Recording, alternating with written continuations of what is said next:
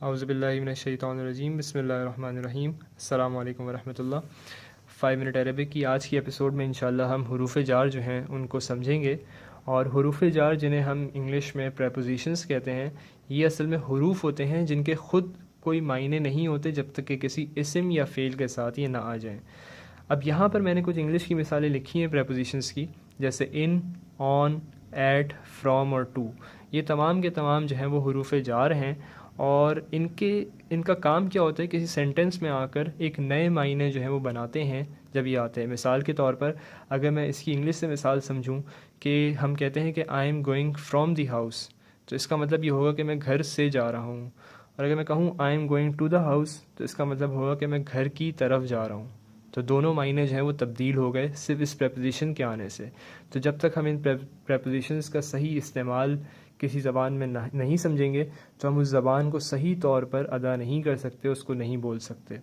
تو یہاں میں نے کچھ حروف لکھے ہیں اور ان حروف کے انشاءاللہ ہم معنی سمجھیں گے۔ سب سے پہلے جو 2 حروف ہیں، عربی زبان میں حروف جار کی کل تعداد 17 ہوتی ہے، لیکن یہاں میں نے 12 لکھے ہیں اور ان 12 کو ہی ہم سمجھیں گے۔ تو پہلے 2 جو ہیں یہ قسم کے لیے آتے ہیں، جیسے واو زبر اور تا زبر۔ یہاں میں نے 2 مثالیں لکھی ہیں، والعصری، یعنی یہ سورۃ العصر کی پہلی آیت، اور اس کا ہم ترجمہ کرتے ہیں زمانے کی قسم، کیونکہ زمانے کے لیے لفظ آتا ہے عصر، تو زمانے کی قسم۔ اسی طریقے سے تا زبر جو ہے یہ بھی قسم کے لیے آتا ہے، جیسے تاللہ، اللہ کی قسم۔ لیکن ان دونوں میں ایک فرق ہے، اور فرق یہ ہے کہ تا زبر صرف اور صرف اللہ کی ذات کی قسم کھانے کے لیے آتا ہے، یعنی اس سے میں کوئی اور چیز کی قسم نہیں کھا سکتا۔ لیکن واو زبر دونوں کے لیے آتا ہے، یعنی اللہ کی قسم کے لیے بھی اور غیر اللہ کی قسم کے لیے بھی۔ قرآن کی کئی صورتیں واو زبر سے شروع ہو رہی ہیں جہاں یہ قسم کے معنی میں آ رہا ہے، جیسے والعصری، والشمسی، والضحیٰ، والتین، واللیل، اور اس طرح سے کئی ایک صورتیں۔ اس کے بعد پھر با زیر بی ہے، اور اس کے معنی جو ہوتے ہیں وہ ہیں کے ساتھ۔ اس کی مثال جیسے ہم کوئی بھی سورت شروع کرتے ہیں تو ہم اس سے پہلے پڑھتے ہیں بسم اللہ۔ تو بسم اللہ کیا معنی ہوتے ہیں؟ اسم کے معنی نام، اللہ یعنی اللہ کا نام، اور با زیر بی تو اللہ کے نام کے ساتھ، یعنی کسی چیز کو ہم اللہ کے نام کے ساتھ شروع کر رہے ہیں۔ اگلی مثال ہے کا زبر کی، اس کے معنی ہوتے ہیں کی طرح، جیسے ہم سورۃ الفیل میں آتا ہے کعصف مأکول، کعصف مأکول۔ تو یہ اس کے معنی اصل میں جو ہیں، جو ترجمے میں آپ دیکھیں گے اس صورت میں، تو اس کے معنی ہوتے ہیں کھایا ہوا بھوسا۔ تو اس کے معنی ہو جائیں گے کھائے ہوئے بھوسے کی طرح، یعنی یہ کا زبر جو شروع میں آیا اس کے معنی ہوئے کی طرح۔ اگلا ہے فی، اور بہت ساری اس طرح کی مثالیں ہیں، میں ایک مثال یہاں پہ لکھ رہا ہوں، فی المسجدی، فی المسجدی، یعنی اس کا کیا معنی ہو جائیں گے؟ مسجد میں۔ فی کے معنی میں ہوتے ہیں، تو فی المسجدی، مسجد میں۔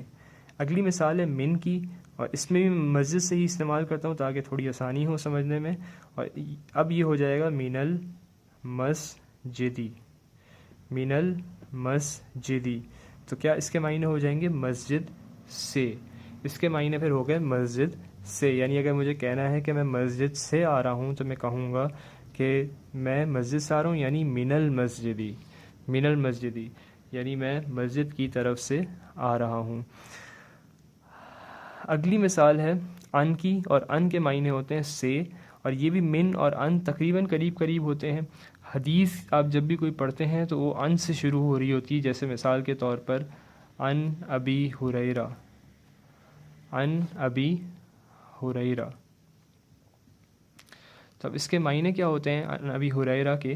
یعنی ابو ہریرہ رضی اللہ تعالی عنہ سے روایت ہے، ان سے لی گئی ہے، اس حدیث کو ان سے لیا گیا ہے، اور ہر حدیث تقریباً آپ کو ان سے شروع ہوتی ہوئی نظر آ رہی ہوتی ہے، عن انس، عن عمر۔ تو اس طریقے سے تمام کی تمام جو ہیں یہ ان سے شروع ہو رہے ہوتے ہیں۔